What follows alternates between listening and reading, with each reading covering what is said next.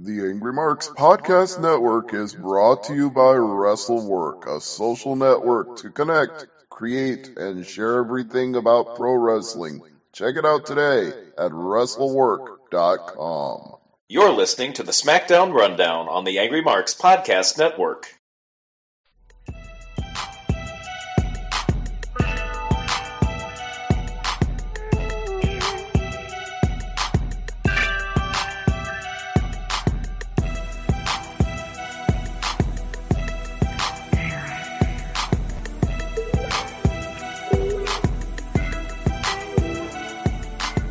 Welcome to the SmackDown Rundown here on AngryMarks.com.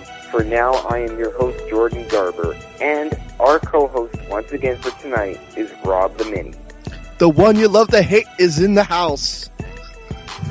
So the show, obviously, the show which we call SmackDown, opens up with Roman Reigns cutting a promo.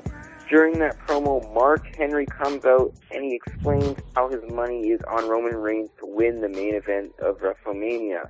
Seth Rollins comes out as Kane continues to antagonize Mark Henry. After that, a match has been announced as Kane and Seth Rollins goes one-on-one against Mark Henry and Roman Reigns. What did you think about the opening segment of the show?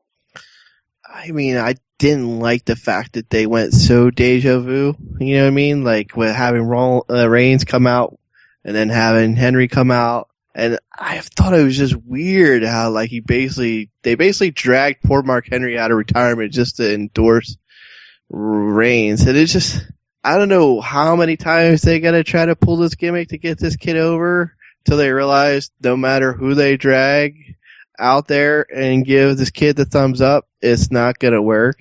I don't even think, to be honest, Stone Cold could save this kid and get him over, even if he gave him a beer and drank beer with him. I still don't think that would work, but they insist on doing it. And I mean, I just think SmackDown gets a lot of critiques for the recaps and stuff. And so when you start your event identically 2 weeks in a row, it kind of hurts it a bit, in my opinion. And then, the Authority came out, and I was just kind of like, well, this is obviously going to be a tag match in the main. And sure enough, that's what happened. After that, there's a match between Paige.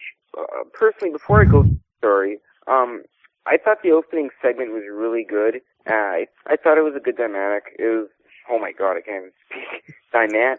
Whatever. It was a good mix to the opening segment. I thought it went pretty well. Not the greatest, but it was something. And it has to count for that at least. We go on to our first match of the night as Paige goes one-on-one with Brie Bella. Nothing too interesting, just a basic match. What did you think about it? Really wasn't a whole lot here. I mean, just like when the match started going and things started getting interesting on the commentary table between Nikki and AJ, the match kind of got wrapped up real quick with a quick roll-up by Paige, and I was just kind of like, oh, that was just kind of starting to kind of build to this match, and then it just kind of died. It was really unfulfilling. I was kind of getting interested in the back and forth between AJ and Nikki, and then the match ended, and it kind of killed the momentum of what they're trying to build here. After that, we went to our gauntlet match, which is really cool. It was a good match. Stardust started the match. She was eliminated by Dean Ambrose. After that, Stardust decided to attack Dean Ambrose. After that, R-Truth came in for a very short time, probably under 30 seconds, as Ambrose recovers and gives him the dirty deeds. After that, Harper comes in and defeats Ambrose. Harper goes one-on-one against Bryan. Bryan wins. Bryan goes with Ziggler, and Ziggler wins. I thought the match was good. I always like those type of matches. It's kind of really action-packed. I thought it went great. What did you think about it? I mean, for the most part, the Gauntlet, had to have a lot of quick finishes, but I thought when it finally was down to Daniel Bryan and Dolph Ziggler, my inner wrestling geek decided to start squealing and geeking out. And, I was just having a good old time watching this match. It was every bit as good as I thought it might be. Even though it was just SmackDown, even though it doesn't have nearly the viewers that Raw has, these two went out there and tore the house down. If you guys get a chance to just watch the Ziggler and Daniel Bryan portion of this match, I would recommend it because I think it's the closest we're going to get to a one-on-one matchup in quite some time. It was just amazing. I mean, they went out there and did everything under the sun. I mean, dude, all I gotta say is there was like a minstrel cradle. I mean, I haven't seen a minstrel cradle in like forever. Yeah, that's crazy. Same here. Just seeing that was like fantastic. I mean, I tried to think of the last time I saw the minstrel cradle like executed in WWE TV, and it had to be during maybe like the Paul Heyman SmackDown days. When there was like heavy emphasis on wrestling, and then after the match, Barrett bullhammers both Dolph Ziggler and Daniel Bryan and stands strong yet again. So, I mean, at this point, it seems like almost certain Wade's dropping the belt. For sure. By logical WWE booking, if whoever's standing strong prior to the pay-per-view is usually the person that's not gonna win. For sure. And I thought the match was good. Not much matches on the show tonight, but it was quality, not quantity. Yeah, I mean, this match made SmackDown, like, save SmackDown for me, because, there was a lot of heavy recapping and stuff, and, I mean, I've been watching for the last, like, solid 3 months, so, I mean, there really wasn't anything that I didn't see or didn't understand, and for this match to be there, it really kind of saved it and made it enjoyable. I mean, our producer knows that I was, like, in the Angry Marks during your interview, just marking out over this match. Yeah, it was crazy. It was a great match for sure. We head on to our tag team match. That tease here next up. We had a tease of an interspecies match, and I mean, if you're not paying attention, like super hard, and just out of nowhere here, interspecies match, I kind of did a double jerk, and I was like, "What is going on?" I looked up, and all I saw was Natty, and I was like, oh, please don't be like a stupid storyline. But then the Matadors came in, and I got the joke. But it was just jarring from half paying attention, writing down like my feelings on the Daniel Bryan Dolph Ziggler match, to hearing interspecies mentioned by Call and kind of going, what am I watching? For a second there, I thought I was watching Clerks 2. Yeah, exactly. I thought I was watching that as well, and I thought the match. I thought it was alright. I thought it went okay, but, it wasn't what I expected, but, it had some good spots in it. I thought it went okay. Yeah, I mean, they had to have, like, kind of like a comedy kind of segment here, because after the last match, I mean, the crowd was so hot for that, and it was such an enjoyable match. I mean, you can't also go out there and tear the house down too. I mean, even if they wanted to, I mean, it's a good way of, segmenting the two different matches together. It was what it was, kind of, again, I'm still not clear here on what they're planning on doing with this tag title situation. I mean, on Raw, I felt pretty good about the multi-tag team title match happening on Mania, and now I have no clue. Exactly. And that's just the way it goes, and it just, sometimes it just gets so confusing, and it's like, sometimes you just wonder, right? Yeah, I mean, they haven't done a real clear job of building this, so I'm guessing that is an indicator that it might be like for like the free for all, spot. I know it's not called that anymore, but I mean, I'll kind of always remember it that way because I'm old.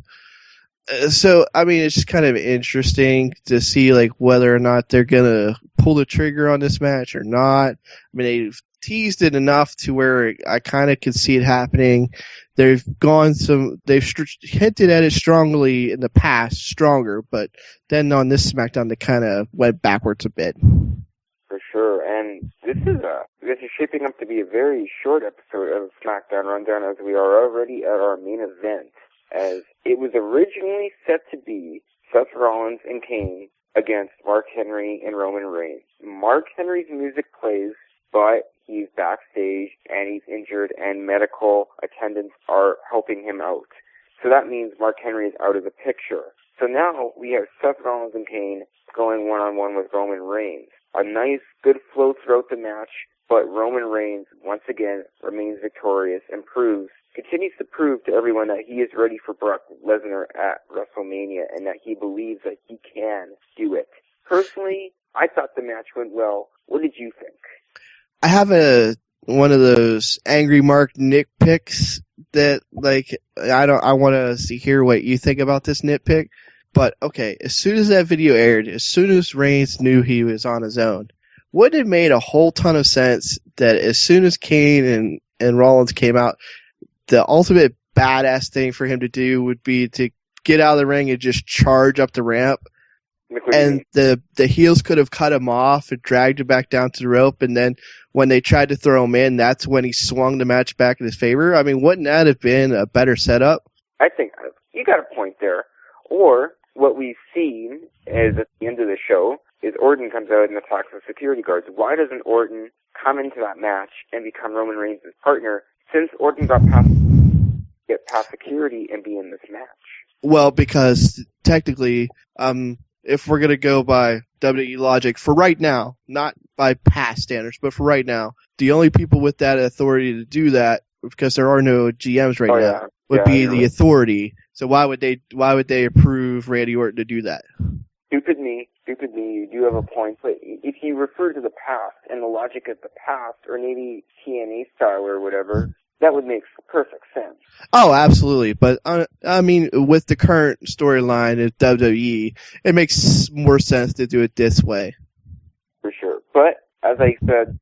Plus, it also it's supposed to basically make Reigns look like a badass. And, beating two guys isn't exactly a small feat. I'm just saying, like, my idea would have painted him even more of like a badass. He's like, yeah, I'm screwed. I'm fighting alone, but I don't care. I'm going to go and I'm going to take the fight to you anyways. Yeah, for sure.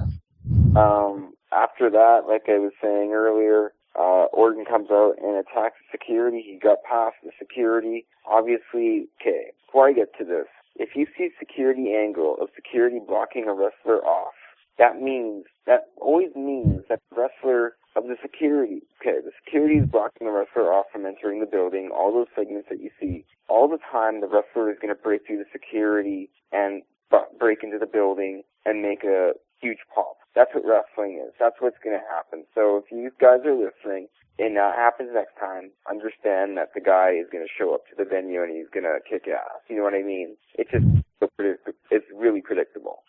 Yeah, I mean, the Attitude Era kind of trained us to kind of expect that result.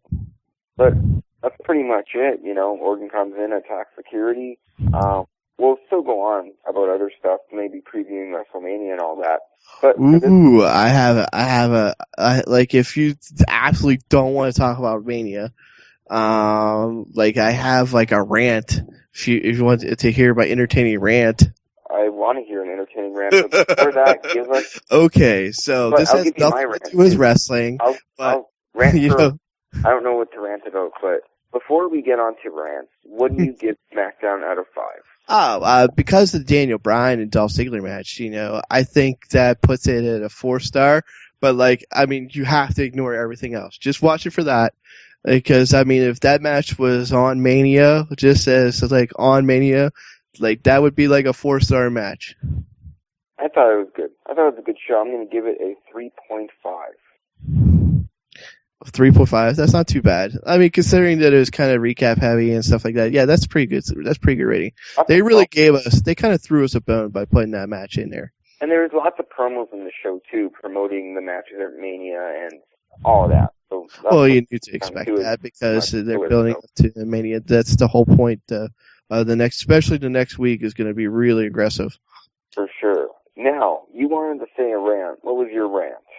Okay, so for those of you who are tuning in to listen to wrestling, the wrestling portion is over, and now we're jumping to a whole different subject, and it's going to be really random, and I don't know if all of you will care, but I don't care. It pissed me off enough that I have to rant. Okay, I'm a die-hard heavy metal fan since 2001. I've actively been buying metal CDs since at least 2002. So when it comes to metal, I'm a bit of elitist.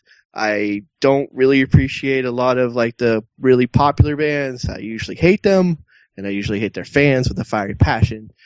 Anyways, because it's March, and because March Madness is going on, FYE, giant corporate conglomerate, is doing this Metal Madness where people can vote on their Facebook on bands, and they have it seeded, and they started off with the number of, bands that average roughly the same number of teams that are in the March Madness. It's advanced way past the early stages, unlike the actual March Madness that's going on. And, there's a couple of victories and losses that absolutely have me pissed off beyond belief. Okay, one, Black Sabbath wasn't even included in the tournament at all. Fail one. Two, Judas Priest. Judas fucking Priest lost to Slipknot. Slipknot! Ugh! Ugh!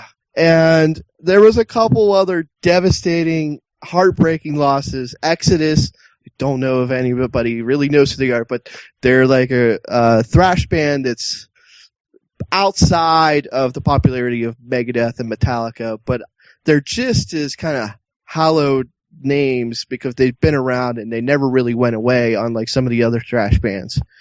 And they lost to Suicide Silence. Again, another mall-core, scene-stir type band beats a band that has way more credibility than the other band that they're facing. But because they're popular, they win. This contest is driving me nuts. And so what's happening now is it's on to the next stage. And In Flames, I don't know if you guys know who In Flames are, but they're like one of the forebearers of melodic death metal. They made a subgenre of metal basically popular. And they're going against fucking Avenged Sevenfold, and I know they're gonna lose, and it's gonna drive me up a fucking wall because I can't stand Avenged Sevenfold. And then what's gonna happen is Avenged Sevenfold's gonna win, and then they're gonna go up against Iron Maiden, the best band in the world ever, period, no discussion needed. And then Avenged Sevenfold's gonna beat Iron Maiden, and then I'm gonna punch a TV square in the face. This stuff drives you nuts, eh? I'm sorry? This stuff can drive you crazy, eh? I mean, it's just, I know it really doesn't count for anything, but it just shows the ignorance of you millennials. I totally get what Vince rants about now. You guys piss me off. Pick good metal. Stop pushing stupid mallcore. Quit it. Exactly. There's such things as I don't know much about the topic, but I know I have a lot of friends that are into metal and all of that, but they're probably, like you said, they're probably more into the trendier bands, which you probably don't even like. You don't like that much either. It's kind of like wrestling where you like the independent bands, right? Yes, pretty much most of my bands, like most people probably be like, who, unless you listen to metal. Another disturbing trend during this tournament is like one of my top 5 bands, and they're marginally pretty popular, Between the Buried and Me, weren't included in this tournament at all. Another top 5, Aglock, wasn't included in the tournament at all. This tournament just drove me nuts. Yeah, I could see why, because there's a band that you love and a band that you think you know deep inside that really deserves to win, and they lose to all these other bands just because they want to get over. It's bullshit. Yeah, my only hope is that Metallica is still alive in the tournament. And, I mean, Avenged Sevenfold is worshipped and all, but, like, if there's one band out there that could maybe beat Avenged Sevenfold, would be Metallica. And I understand they're not considered to be as popular as, like, maybe they were in the 90s when I was in high school, which is like a decade ago now. Yes, I'm dating myself. It's just, I still have hope that maybe enough people will care to kind of split the vote between, like, the scenesters, and that just enough people like me will push Metallica through, and maybe Metallica could win. Because I really don't have any faith that my favorite band, Iron Maiden, will win this. But if they don't, it's a grave injustice. For sure. I like house music, so obviously our tastes in music are very different. But I do listen. Well, that's because you're a kid. You don't know any better. I don't know any better. Like, I'm not talking about, like, modern day house or that kids, like, I listen to modern day house, but not the popular house, you know what well, actually it's popular, but, like, it's not the stuff you hear on American Top 40 radio, so. Oh, you mean, like, not dubstep. Okay. I listen to everything electronic. I'll listen to dubstep, I'll listen to electronic, I'll listen to anything electronic. I'll have to make you a mixtape of metal so that I can culture you and get you listening to good stuff. Back and forth. But that's my rant of the day. I mean, I know it doesn't mean anything in the great scheme of things, but it's sad to watch, like, bands who, like, like, are way more talented than the band that they're going up against lose, and not lose in, like, 60 to 59%. It's like, no, they got completely blown out of the water. It wasn't even close. Like, people just didn't know who Exodus was, and I was just like, but they've been, like, things for, like, 15 years. I know. Some fans just don't know better. It would be like if they did, like, the top 64 wrestlers of all time, and Roman Reigns won over, like, Ric Flair. Like, I mean, that's how upset, like, I was when I found out, like, Judas Priest lost to Slipknot. I mean, like, I think I had a brain aneurysm in the moment. I've even heard of those two, and I even know that Judas Priest has been around a lot longer than Slipknot has. Slipknot's good, but not as good as Judas Priest. Judas Priest goes back to, like, the early 70s, so... Yeah, I don't know why Slipknot had to win that. Because they're famous, and they're scenery still, even to this day. I mean, their newest album that was released, like, last year is still, like, on iTunes, like, listed, like, the #1 album. I mean, even though, like, they're not that good of a band, people perpetuate their shitty music. I think I don't really listen. I listened to one, I Am Hated or something. I don't know. I played it. It's an old song of theirs. But, I like their gimmick, though. I like Slipknot's gimmick. It's pretty cool. I hate gimmicks. Ugh. Like, that's another rant for another day. But, like Mask or corpse paint drive me up a wall. All right. Here's my Twitter rant. If you guys follow me on Twitter, of course, at Jordan J. Garber, gotta get that in there. Don't send me interactions saying follow back. This is what happened last week. The same person 5 times in a day wrote follow back. If I like you, and if I think you're a fan of wrestling, or a fan of me, or a fan of Angry Marks, or a fan of anything else I'm involved in, I follow most people back. I will follow you back. I'm a good guy. But if you keep on asking me, I'm not going to follow you back. Just calm your shit. Okay, you guys know better. So follow me, but I don't know. Most likely, if you're listening to this show right now and you follow me, I will probably follow you back because I'm a good guy. But don't keep asking me to follow you back. I will get to you. I'm not going to follow everyone back because I'm not one of those weird dudes that does follow for follow. I do have a life. So, yeah, like I said, that's pretty much the only rant I have to say. I mean, that's just kind of creepy, dude. I mean, I'm assuming it was a male, right? It was a male. It was really creepy shit. Okay, man. So, I mean, if you're asking a guy to follow you, just because you know of him, even if he's just marginally like Jordan is, just on a podcast network, I mean, it's still kind of creepy because it's like, dude, if you sent one message, hey, man, I followed you, can you follow me back? That'd be understandable, but, message after message after message is stalkery. Very, very stalkery. It's just like, whoa, dude, chill out. A tweet, guys, and you say follow me back, and you really want me to follow you, I will follow you guys back. But if you're sending me 10 tweets in a day telling me to follow you back, I will just block you. I don't follow everyone, because if I follow everyone, that's going to boost my little whole stat number thing down or whatever. I don't do follow for follow. I don't do that. But if you follow me, most likely, I'll follow you back. So just keep that in mind. That's my Twitter etiquette, people. Don't be creepy. Don't be creepy. Actually, that's another thing. I've been receiving so many messages shockingly from women who do not know how to conduct themselves and how to talk to people. Don't sound creepy when you actually, if you're hot, then yeah, go ahead, sound creepy, it's fine. But if your name's Vicky and you're 700 pounds, don't be all don't be creepy. Just go with the flow. If anyone messages me, I will answer back. Point is, message me, don't be creepy, I'll message you back, just be patient, and I'll get back to you. I have to come up with a rant on the fly, thanks to you, and I came up with one, so. Yeah, I mean, it's just, right before we went on air, I saw that, and I was just like, no. Two things I care three things I care most about besides like family and stuff. Wrestling, because I've watched it now for 28 years or more. I lose count at this point. Music is like my number one love of all time, and then usually football is like my number one love during the football season because like I just basically pour myself into it. Probably from behind that would probably be movies, but they're all roughly up there. But football kind of spikes during football season. I bought the best ice cream the other day. It was cookie dough and brownie, and it has chocolate in it. I still have it, and after the show, as a matter of fact, I will eat it out of the bucket. This ice cream is amazing.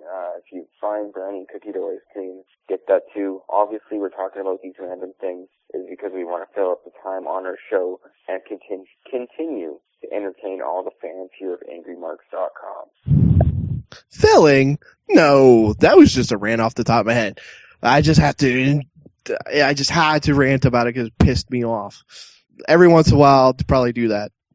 Sure. We're just, like I said, we're not just a show that talks about SmackDown. We're a show that talks about SmackDown in a good and detailed way, and, of course, share some stories from our personal lives. That's what we bring to you. We try to bring the best quality shows as we can to all of the great fans listening from around the world. Around the world meaning Africa, well, that's a huge continent. Maybe Zimbabwe, New Zealand, who knows? None of it.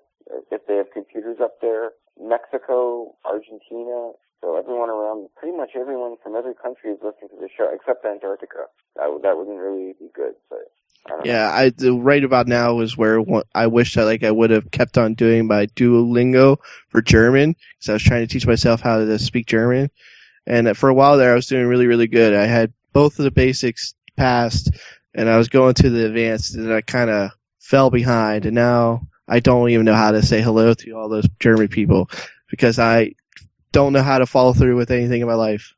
Next time I interview a wrestler and he's a big name and he says he's wrestled every continent, I'm going to interrupt him and say, no, you haven't, because you haven't wrestled in Antarctica. I wonder what would happen. They probably would stop, and then think about it and be like, fair enough. Fair enough. No. If you wrestle in Antarctica, that's quite the accomplishment. Or the interview might jump off the rails and they might get mad at you. Depends on what kind of person they are. No, Scott Steiner, he's a freak. He loses shit. But yeah, I mean, the only thing I know, Kev handles all the plugs and stuff like that, but the only thing I know that I'm awaiting here is Fight Night. I know that during the preview on Glove Up or Shut Up, they basically said that, this isn't a big event, but anytime two men enter into octagon and punch each other in the face, I'm interested. Yeah, exactly. So that's I believe Saturday. I'll be interested in watching that because most of it will be on free TV. So yay! Right. Sure. You guys have been listening to the SmackDown Rundown. Pretty much that should do it for today. We talked about SmackDown. Even got a rant in or two. I got stupid rant in. Rob got a really good rant in. Point is we talked about SmackDown, shared some rants, shared some stories, and I think that's pretty much it. Want to go to plugs, Rob? Anything you want to plug? You can follow me on Twitter at Rob the Many. Very simple. Like I said, I tweet more during football season than I do any other time. I also live tweet usually during Raw, snarky things. So if you don't like snark, don't follow me. Follow me on Twitter at Jordan J. Garber. Follow me over Facebook, facebook.com/JGarber1. Snapchat too, actually. Jordan's Zone 17. I'm really into Snapchat as well. Sure. So that does it for the SmackDown Rundown tonight. I'm your host, Jordan Garber, co-host Rob Domini. We will see you guys next week.